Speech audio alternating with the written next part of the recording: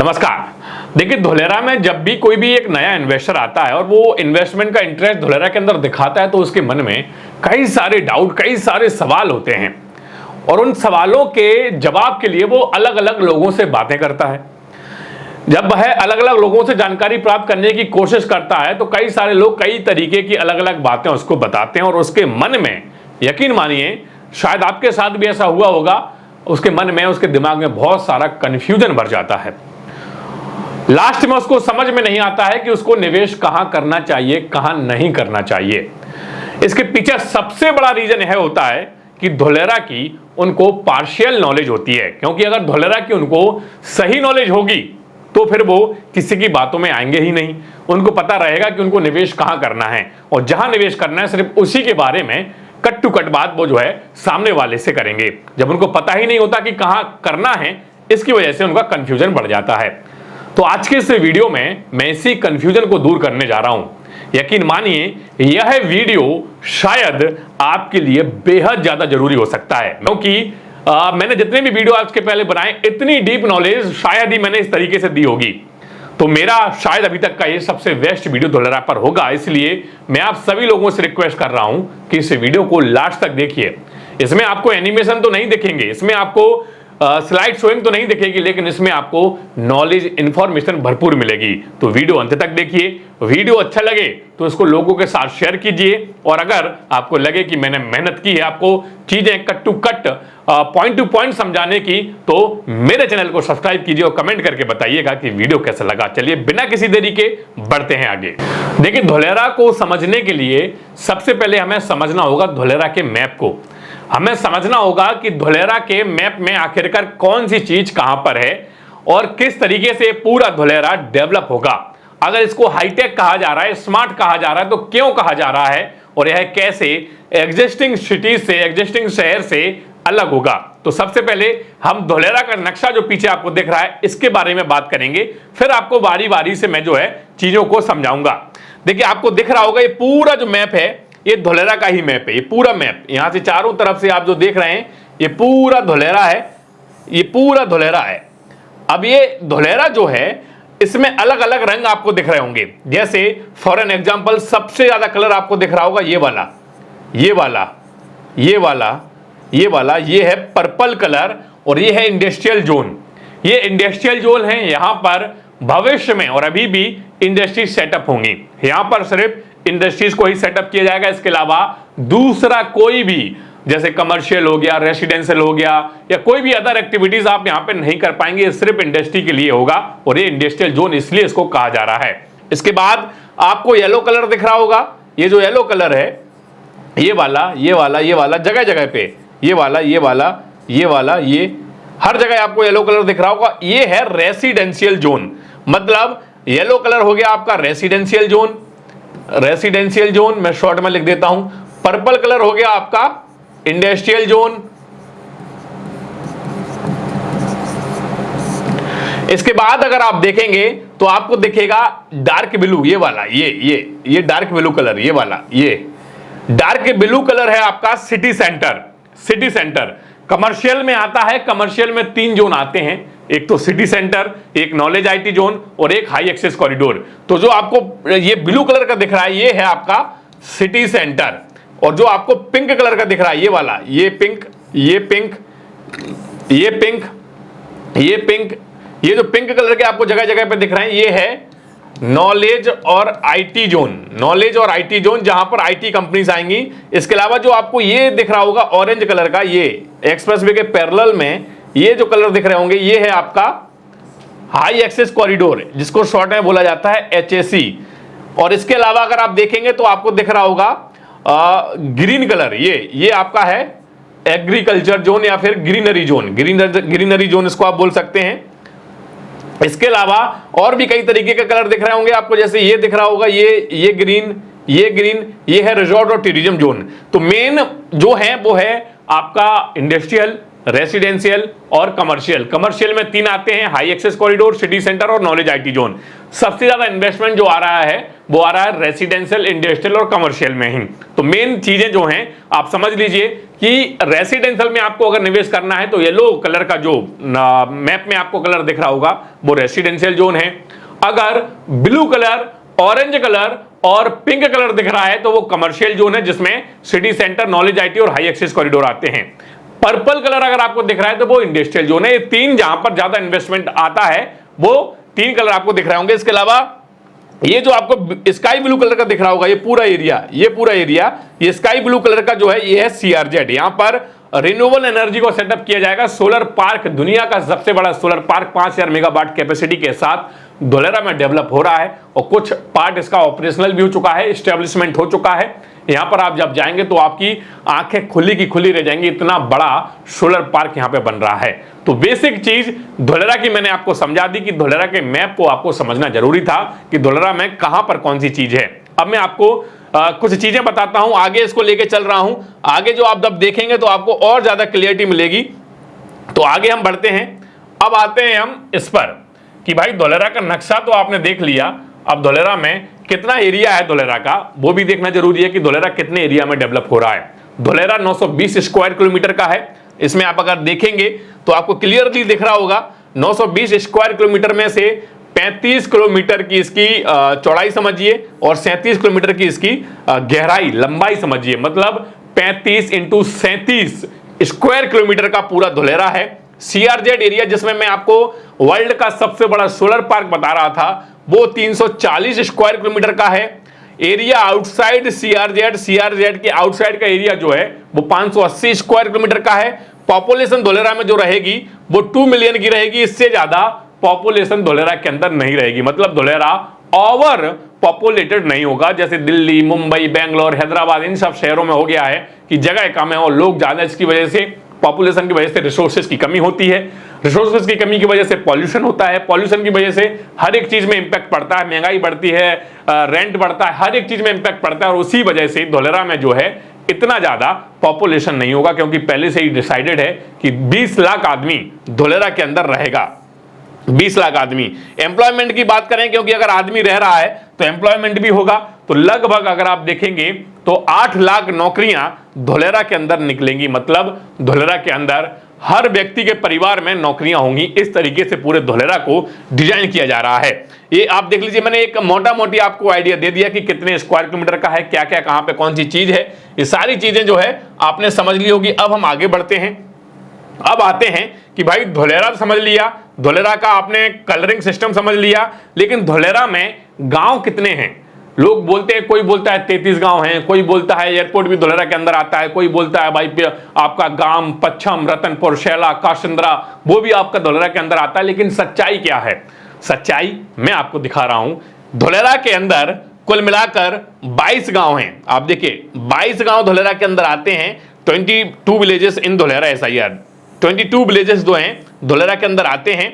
बारी बारीके से नाम बता देता हूं ताकि आप अगर किसी से क्रॉस क्वेश्चनिंग करें तो आपको पता हो। चाहे तो आप ये सब चीजें नोट भी कर सकते हैं अपने नोटबुक में। आंबली पहला गांव है, कादीपुर दूसरा, गोगला तीसरा, खून चौथा, बड़ियाद, धोलेरा जिसके नाम पे स्मार्ट सिटी का नाम पड़ा, धोलेरा भी एक गांव है। शहर घुरासू, सोदी, संगासर, उटारिया, मुंडी, भीम तालाब, राह तालाब, संदीड़ा, पांची, महादेवपुरा, हैबटपुर, बानगढ़, जांकी, मिंगलपुर और बावलियारी, ये 22 गांव धोलेरा के अंदर आते हैं। तो एक पॉइंट टू पॉइंट बात समझ लीजिए कि अगर आप धोलेरा में इन्वेस्टमेंट कर रहे हैं और कोई आपसे कह रहा है कि इन 22 गांव के अलावा कोई दूसरा गांव भी धोलेरा के अंदर आता है, तो आप समझ जाइए कि वो आपको झूठ बोल रहा है।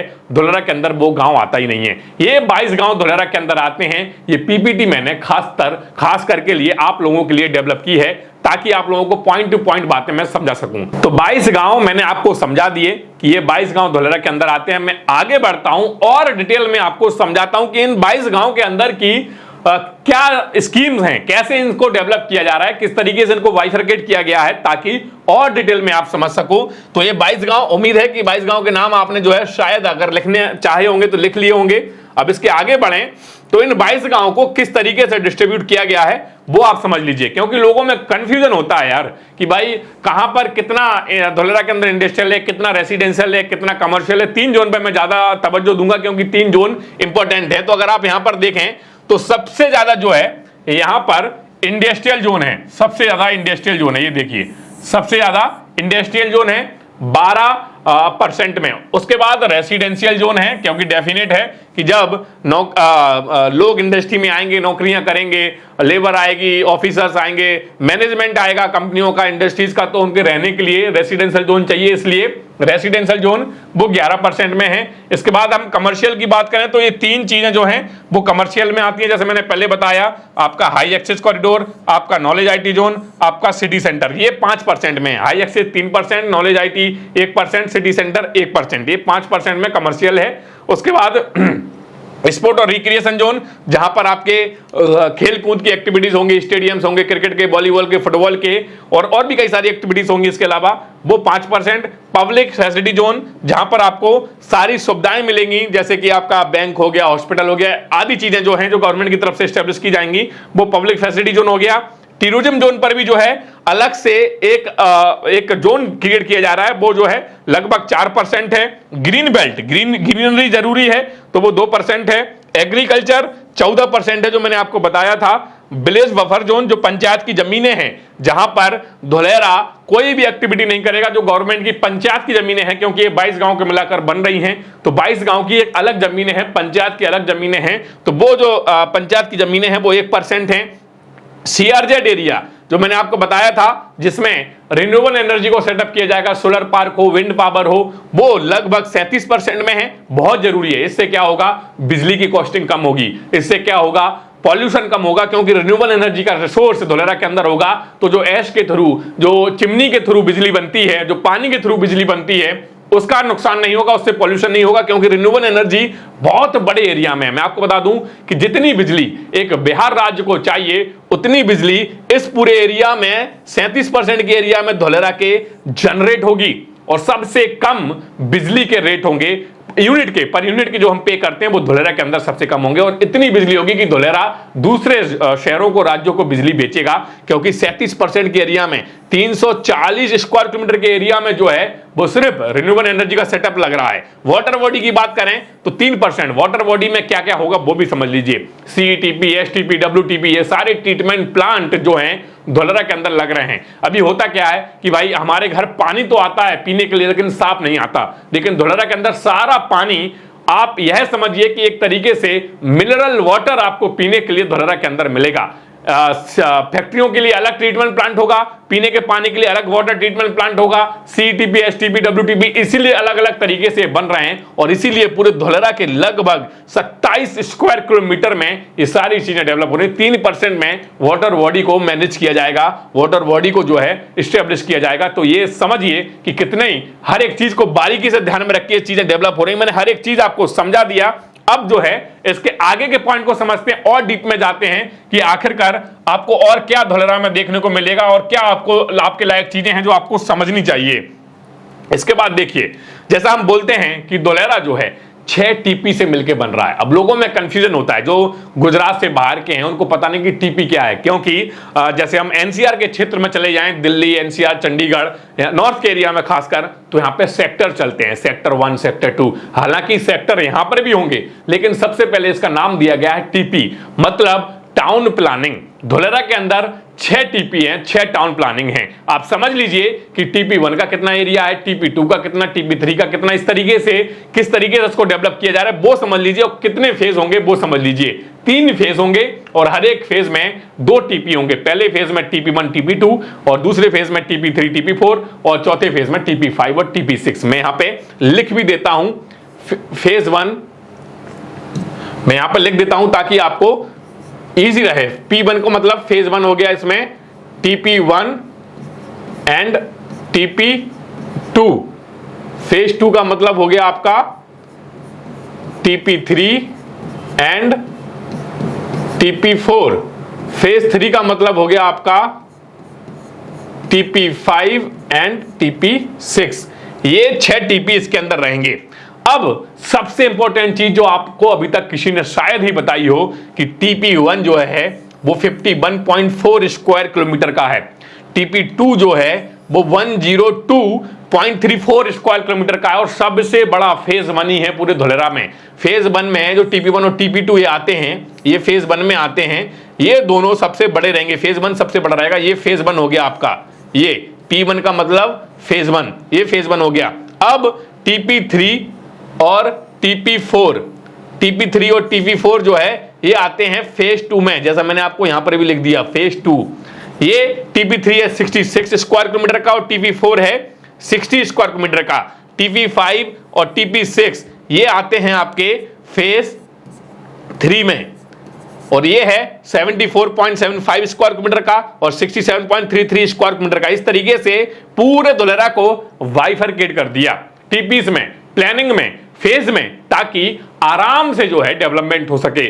आप सोच रहे होंगे कि चलो टीपी वाइज डेवलप हो रहा है, अब इसके बाद में जो एक अगली स्लाइड आपको दिखाऊंगा उसमें इन टीपीस को सब टीपीस में डिवाइड किया गया है। जैसे TP1 को अलग अलग तोड़ दिया। ऐसे समझिए जब हम अपना घर बनाते हैं तो घर का जब हम नक्शा बनाते हैं तो उसमें master bedroom, simple bedroom, bathroom, हर एक चीज डिसाइडेड होती है घर के अंदर, लेकिन हम उसको घर बोलते हैं, इसलिए इनको टीपी बोल रहे हैं। लेकिन टीपी के अंदर किस तरीके से काम होना है, कौन सी टीपी को किस तरीके से बाइफरकेट किया गया है, अगली स्लाइड में देखेंगे और डीप में आपको और भी इंफॉर्मेशन आपको इसके बारे में देखने को मिलेगी। तो आप समझ गए होंगे कि कौन सी टीपी कितने स्क्वायर किलोमीटर की है। आप समझ गए होंगे कि भाई किस तरीके से इन टीपीज को बाइफरकेट किया गया है। अब आगे बढ़ रहे हैं। टोटल एरिया जो डेवलपमेंट का है वो 422 स्क्वायर किलोमीटर का है। इन सबको आप जोड़ देंगे तो 422 स्क्वायर किलोमीटर का बनेगा। अब लोग सोच रहे होंगे कि भाई धुलेरा तो 920 स्क्वायर किलोमीटर का है और ये 422 स्क्वायर किलोमीटर पंकज जी क्यों बोल रहे हैं? तो ये डेवलपमेंट वाला एरिया है जिसमें डेवलपमेंट होना है। बाकी का एरिया CRZ और एग्रीकल्चर के लिए डिफाइन किया गया है, इसलिए ये जो है आपका 422 स्क्वायर किलोमीटर के एरिया में सिर्फ डेवलपमेंट होगा। अब हम आगे बढ़ते हैं, आगे की कहानी समझते हैं कि आगे कितना और आपको सीखने को मिलेगा। देखिए मुझे लग रहा है कि आप लोगों को मजा आ रहा होगा, क्योंकि शायद ही जो मैंने पहले शुरुआत में कहा था कि इस तरीके की नॉलेज आपको धुलेरा के बारे में किसी ने दी हो। मैं चाहता हूं कि इस वीडियो में आपका हर एक बेसिक डाउट धुलेरा को लेकर कंफ्यूजन जो है वो हट जाए, आपको समझ में आ जाए कि भाई कैसा धुलेरा बन रहा है, हमें कहां पे करना है, कहां पे नहीं करना है। अंत में वो भी चीज मैं जो आपको बोनस के रूप में बताऊंगा कि सबसे बेस्ट लोकेशन इसमें क्या है, तो वीडियो अंत तक देखिए। अब इसके बाद जो मैंने सब टीपीज की बात आपको कही है कि भाई सब टीपीज में इस पूरे धुलेरा को बाइफरकेट किया गया है, तो आपको बता दूं कि इन 6 टीपीज में TP1, TP2, TP3, TP4, TP5, TP6 को 27 सब टीपीज में डिवाइड किया गया है। मतलब हर एक चीज को बारीकी से बनाने के लिए डेफिनेट है कि हम जब हमारे पास कोई बड़ी प्रॉब्लम होती है तो उस बड़ी प्रॉब्लम को हम छोटे पार्ट में डिवाइड कर लेते हैं, हम छोटे पार्ट में उसको तोड़ते हैं ताकि वो बड़ी प्रॉब्लम हमारे लिए आसान हो जाए। हम एक गोल डिसाइड कर देते हैं उस बड़ी प्रॉब्लम का, उस बड़ी समस्या का, और ऐसे ही धुलेरा बड़ा प्रोजेक्ट है तो इसको अलग अलग पार्ट में भी बांट दिया, उसके बाद उन पार्टों को भी अलग अलग हिस्सों में बांट दिया ताकि हमारे गोल डिसाइडेड हो कि पहले क्या करना है, कहां पे क्या रहेगा, कैसा रहेगा, कैसे डेवलपमेंट करना है। इसीलिए ये धुलेरा का पूरा नक्शा है, ये पूरा धुलेरा का नक्शा है और इसमें 27 सब टीपी आते हैं। 6 टीपी के अंदर 27 सब टीपी। जैसे समझिए ये TP1 है जो मैंने आपसे कहा था कि 51.4 स्क्वायर किलोमीटर का है। इसमें जो है TP1A1, TP1A2, TP1A3, A4, A5 और TP1B, इस तरीके से इनके ये स्क्वायर किलोमीटर में एरिया लिखे हुए हैं। इस तरीके से TP1 को डिवाइड किया गया है। ये TP2 है 102.34 स्क्वायर किलोमीटर का। इसमें जो है TP2B1 से लेके TP2B7 तक इसको डिवाइड किया गया है। ये TP3 है, TP3 आपका TP3A, 3B, 3C, 3D, इस तरीके से इसको डिवाइड किया गया है। ये TP4 है, TP4A, 4B1, 4B2 और ये TP5 है, TP5A, TP5B, TP5C, TP5D और ये TP6 है अंत में, जिसमें 6A और 6B आते हैं। इस तरीके से पूरे धुलेरा को 27 सब टीपीस में डिवाइड कर दिया। अभी मैं बता देता हूं क्यों किया है। अब लोगों को लगेगा यार जब टीपी बनेगा तो टीपी वाइज डेवलपमेंट कर देते। अभी जैसे आप देखेंगे तो कभी कुछ इस अभी जो काम चल रहा है, एक 4A का पार्ट इसका और TP2 का 2A का पार्ट इसका, इन दोनों को मिलाकर इस एरिया में अभी काम चल रहा है जो आप डार्क में देख रहे होंगे। इसको बोलते हैं एक्टिवेशन एरिया। ये जो देख रहे हैं, एक टीपी, एक इसका ले लिया और एक इसका ले लिया, ये वाला TP2A और TP4A, इन दोनों को मिलाकर, इन दोनों सब टीपीज को मिलाकर एक्टिवेशन एरिया को बनाया गया है और इसमें अभी जो है वो काम चालू है। इसी के अंदर आपका टाटा है, इसी के अंदर आपका सेमीकंडक्टर का प्लांट जो टाटा का लग रहा है और टाटा केमिकल्स, इसी के अंदर आपका रेन्यू पावर, इसी के अंदर आपका जो और भी कंपनीज आ रही हैं वो, इसी के अंदर आपका टोरेंट पावर, हर कोई एचपी, सब इसी के अंदर है और एक TP4A और TP2A को मिला के बनाया जा रहा है। तो आप समझ गए होंगे कि भविष्य में हो सकता है 4B1 को उठा लें और TP1A को उठा लें, क्योंकि जहां पे एरिया क्लब होता है, जहां पर चीजें आसानी से डेवलप हो जाएं, जहां का एनवायरनमेंट आसान हो जाए, उस तरीके से अलग अलग चीजों को मिक्स करके धोलेरा का डेवलपमेंट हो रहा है। इसलिए धोलेरा को सब टीपीज में डिफाइन किया गया। इस तरीके से 27 सब टीपी आते हैं। इसके बाद मैं आपको बताऊंगा लीनियर का, कि लीनियर किस तरीके से बनाया जा रहा है, लीनियर में कौन कौन से सब टीपीज आते हैं, क्योंकि लीनियर में से भी इन्हीं में से सब टीपीज उठाए गए हैं। तो देखिए, अगर आपको ये वीडियो समझ में नहीं आ रहा हो, आपको ये लग रहा हो कि पंकज जी बहुत ज्यादा टेक्नोलॉजी में, बहुत ज्यादा हाईटेक वर्डों में, लॉजिकल वर्डों में घुस गए हैं, तो प्लीज समझने की कोशिश कीजिए, क्योंकि आपके लिए जरूरी है। आप चीजों को लिखिए, फिर भी समझ नहीं आया तो स्क्रीन पर मेरा नंबर आ रहा है, आप मुझसे कांटेक्ट कीजिए, मैं आपको पर्सनली कॉल पर, व्हाट्सएप पे सारी चीजें फिर से समझा दूंगा। लेकिन समझने की कोशिश कीजिए, क्योंकि अगर आपको धोलेरा समझ में आ गया तो आपका निवेश भी सही हो जाएगा। कुल मिला के इस तरीके से सब टीपीज को जो है वो डिफाइन किया गया है। अब हम आगे बढ़ते हैं। इसके बाद कौन सी नई चीज मैं बताने जा रहा हूं, बहुत ही एक्साइटेड वाली, वो आपको समझ में आएगी। ये देखिए, ये किस तरीके से, कहां पर, कौन सा, क्या बन रहा है, वो तो मैंने आपको बता दिया। अब जो है सबसे इंपॉर्टेंट चीज जो है वो है लीनियर की। आपने लीनियर वर्ड बहुत बार सुना होगा। लीनियर होता क्या है, पहले हुआ है समझ लीजिए। जैसा कि आपको पता है कि अहमदाबाद से धोलेरा तक एक डेडिकेटेड एक्सप्रेसवे बन रहा है। धोलेरा के अंदर वो एक्सप्रेसवे 10 लेन का मतलब कि 250 मीटर 820 फीट चौड़ा रहेगा। अब उस एक्सप्रेसवे के पैरेलल में जो भी जमीनें आ रही हैं 1 से 1.5-2 किलोमीटर तक की, उन जमीनों को लीनियर में लिया गया है। उसको लीनियर डेवलपमेंट कहा गया है और लीनियर डेवलपमेंट अपने अलग तरीके से चलेगा और वो फेज वाइज और टीपी वाइज डेवलपमेंट साथ साथ चलता रहेगा। मतलब लीनियर तो पहले होना ही है, फेज 1, फेज 2, फेज 3 इस तरीके से तो डेवलपमेंट हो ही रहा है, उसके साथ साथ लीनियर भी चलता रहेगा। मतलब लीनियर को ज्यादा वैल्यू दी जा रही है, लीनियर को ज्यादा अच्छे तरीके से और पहले डेवलप करना गवर्नमेंट का गोल है कि हम लीनियर को डेवलपमेंट करें, क्योंकि जो 36,000 करोड़ रुपए की लागत से एक्सप्रेसवे बना है, उस एक्सप्रेसवे का यूज हो सके, उस एक्सप्रेसवे को कनेक्टिविटी मिल जाए और इस एक्सप्रेसवे के चारों तरफ जो है जहां पब्लिक बसना शुरू हो जाए, वहां पे एक्टिविटीज होना शुरू हो जाए, उस वजह से लीनियर डेवलपमेंट को जो है वैल्यू दी जा रही है। अभी आप जो ब्राउन कलर में देख रहे होंगे, ये लीनियर डेवलपमेंट है। ये जो ब्राउन कलर के अंदर जो आप देख रहे हैं, ये एक्सप्रेसवे है ब्लैक कलर, और ब्लैक कलर के अंदर जो ब्राउन कलर है, ये लीनियर डेवलपमेंट की जमीनें हैं। इसमें 13 सब टीपीज आती है। ये जो है TP2B3, 3A, 3B, 5A, 6A, 4A, 5B, TP2A, 4B1, TP2B2, B1, TP2B1, TP1A2 और TP1 ये जो मैं बोल रहा था आपको, ये है TP2 का एक पार्ट जो है अंडर डेवलपमेंट है 22.5 स्क्वायर किलोमीटर का, 2 सब टीपीज का, सॉरी 4A का और TP2A का, ये वाला पार्ट, ये वाला जो मैंने आपको पहले ही बताया एक्टिवेशन एरिया है। इस तरीके से ये पूरा लीनियर डेवलपमेंट होना है। लीनियर डेवलपमेंट मैंने आपको बता दिया कि एक्सप्रेसवे के पैरेलल में जो जमीनें हैं उनका जो है डेवलपमेंट साथ साथ होना है। फेज वाइज तो चलेगा ही, लेकिन लीनियर डेवलपमेंट को गवर्नमेंट को पहले डेवलपमेंट करना है, पहले डेवलप करना है, इस वजह से इसको अलग से दिखाया गया है। तो ये लीनियर डेवलपमेंट है। ये शायद आपने पहले आपको किसी ने नहीं बताया होगा, लेकिन हो सकता है बताया हो, लेकिन मैंने और डिटेल में बता दिया कि ये 13 सब टीपीज जो है वो लीनियर के अंदर आते हैं। अब आगे बढ़ें तो जैसा मैंने आपको बताया कि ये वाला एरिया जो है ये लीनियर है, ब्राउन कलर का जो आप देख रहे हैं ये पूरा लीनियर है, और ये वाला एरिया ये एक्टिवेशन एरिया है जो 22.5 स्क्वायर किलोमीटर का जो कंप्लीट डेवलप्ड है। और ये लीनियर डेवलपमेंट जो है, लीनियर डेवलपमेंट के तहत लगभग 137 स्क्वायर किलोमीटर के एरिया को लिया जा रहा है। मतलब एक साथ इतने बड़े एरिया को जो है गवर्नमेंट डेवलप करने जा रही है, जिसका काम ग्राउंड पर चालू है। तो कुल मिलाकर इसके बाद जो लीनियर एरिया के बाद जो एरिया बचेगा वो 263 स्क्वायर किलोमीटर का बचेगा, और एक्टिवेशन एरिया के बाद जो एरिया बचेगा वो 263 स्क्वायर किलोमीटर का बचेगा, जो गवर्नमेंट को डेवलप कर। ये आपका पूरा एक्टिवेशन एरिया है जहां पर अभी ये डेवलपमेंट हो चुका है। ये पर्पल कलर है, ज्यादातर इसमें इंडस्ट्री ही दिखेंगी आपको।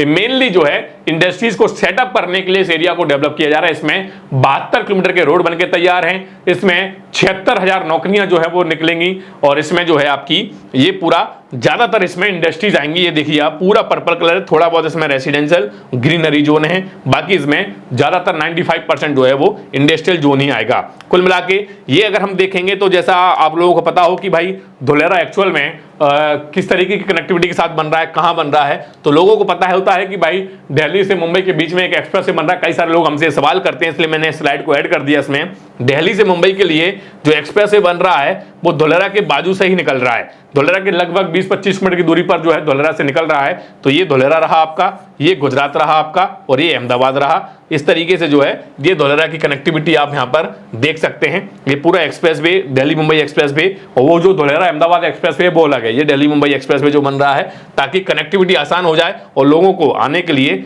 जो है बहुत सुविधा हो जाए। अब हम इसकी अगर हम बात करें कनेक्टिविटी की कि भाई धोलेरा के आसपास क्या क्या है, कई सारे लोगों के मन में कनेक्टिविटी को लेकर कई सारे सवाल होते हैं। तो पहले आप वो भी समझ लीजिए कि कनेक्टिविटी को लेकर धोलेरा में क्या क्या बन रहा है। आपको मजा आएगा सुनकर। धोलेरा में कनेक्टिविटी के देखेंगे तो मल्टी मॉडल ट्रांसपोर्ट हब जो है धोलेरा के अंदर बन के तैयार हो रहा है। मल्टी मॉडल ट्रांसपोर्ट हब किसको बोलते हैं? जहां पर ट्रेन भी हो, जहां पर प्लेन भी हो, जहां पर आपकी वाटर भी हो, एयर कनेक्टिविटी भी हो, हर कोई चीज हो उसको मल्टी मॉडल बोलते हैं। इस पर देखिए आप MRTS, रीजनल बर, रेल, पारा transport, cycle padded station, integration, इसके अलावा डेडिकेटेड फ्रेट कॉरिडोर काम चालू है ग्राउंड पर। भीमनाथ से धोलेरा के लिए जुड़ रहा है। लॉजिस्टिक पार्क जो है धोलेरा में बन रहा है। सोलर पार्क का मैंने आपको बताया 5000 मेगावाट कैपेसिटी के साथ जो है वो ग्राउंड पर काम उसका चालू है। कुछ पार्ट ऑपरेशनल भी हो चुका है। इसके अलावा इंटरनेशनल एयरपोर्ट बन रहा है जिसमें 2 रनवे रहेंगे, 2900 मीटर का और एक आपका 4000 मीटर का 2 रनवे। बकायदा रनवे का काम कंप्लीट हो चुका है। जल्दी उस पर जो है फ्लाइट की टेस्टिंग भी है।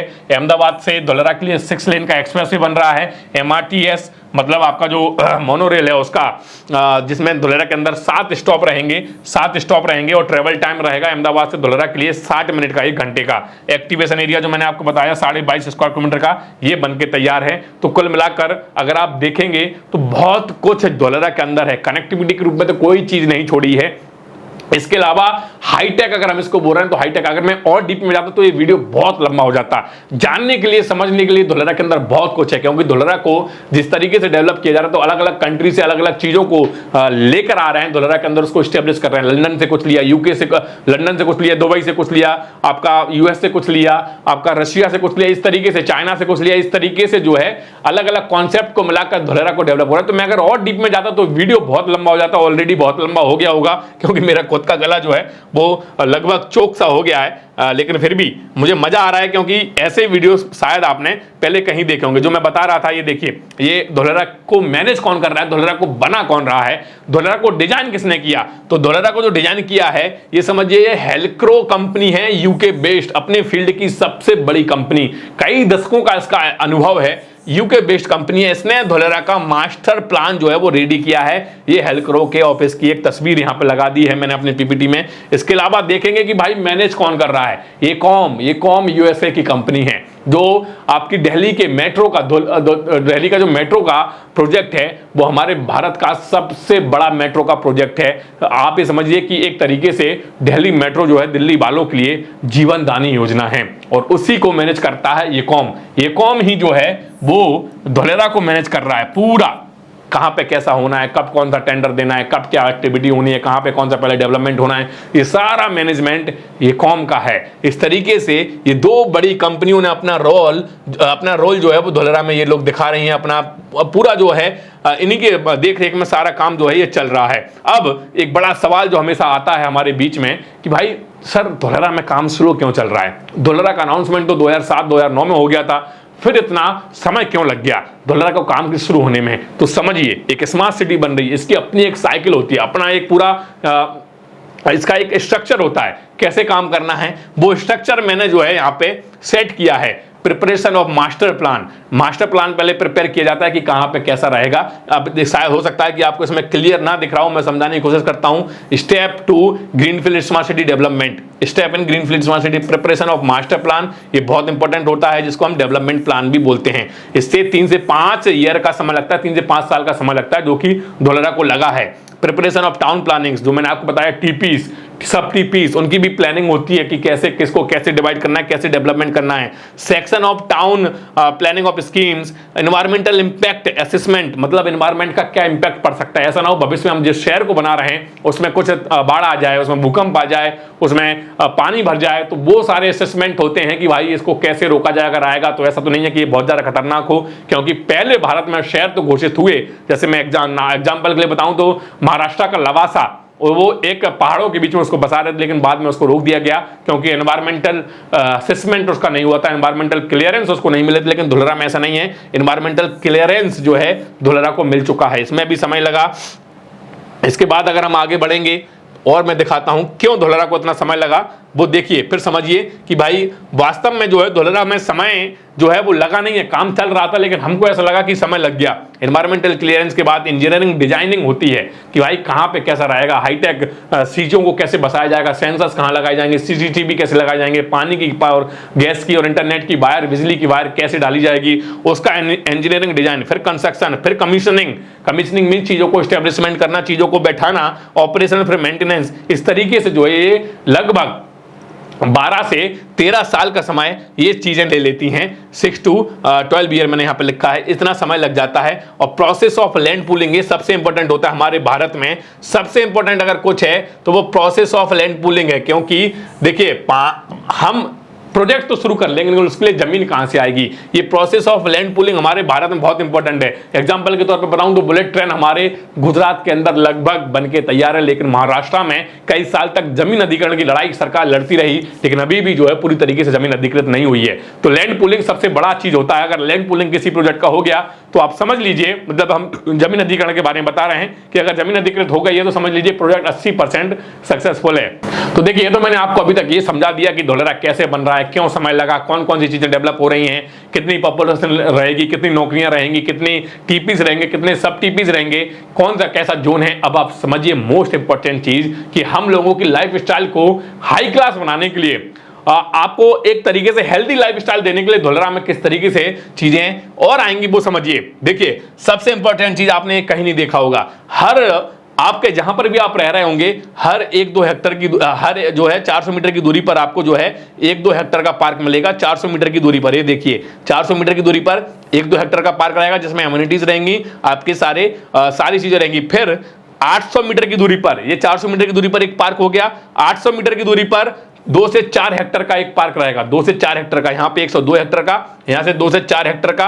कम्युनिटीज, उसमें एमिनिटीज रहेंगी, कम्युनिटीज क्लस्टर्स रहेंगे। हाँ, तो इस तरीके से ये पूरा हेल्दी लाइफ को ध्यान में रखते हुए पार्क, ग्रीनरी को और एमिनिटीज को, फैसिलिटीज को स्टैब्लिश किया जाएगा हर 400-800 मीटर की दूरी पर। इसके अलावा सबसे बड़ा पार्क हर 4000 मीटर की दूरी पर, मतलब कि हर 4 किलोमीटर की दूरी पर आपको 30 से 40 हेक्टर का पार्क, 30 से 40 हेक्टर यहां पर हर 4 किलोमीटर की दूरी पर, हर 800 मीटर की दूरी पर आपको लगभग 2 से 3 एकड़ का पार्क, और हर जो है 400 मीटर की दूरी पर लगभग 1 से 1.5 एकड़ का पार्क देखने को मिलेगा। ये धुलेरा के अंदर इस तरीके से सोशल इंफ्रास्ट्रक्चर और एनवायरमेंटल और सोशल प्लानिंग को वैल्यू दी जा रही है, ताकि जो भी लोग रहें उनको क्लास मिले, उनको हेल्दी लाइफस्टाइल मिले। जो अभी हम बड़े बड़े शहरों में, दुबई में, यूएसए में, हर जगह देखते हैं कि भाई लोग कितने हेल्दी हैं, लोग कितने ग्रीनरी के बीच रह रहे हैं, वो सारी चीजें हमें धुलेरा के अंदर देखने को मिलेगी। तो समझिए कितना हैपनिंग माहौल रहेगा, कितना मजा आएगा जब ये सारी चीजें डेवलप होंगी।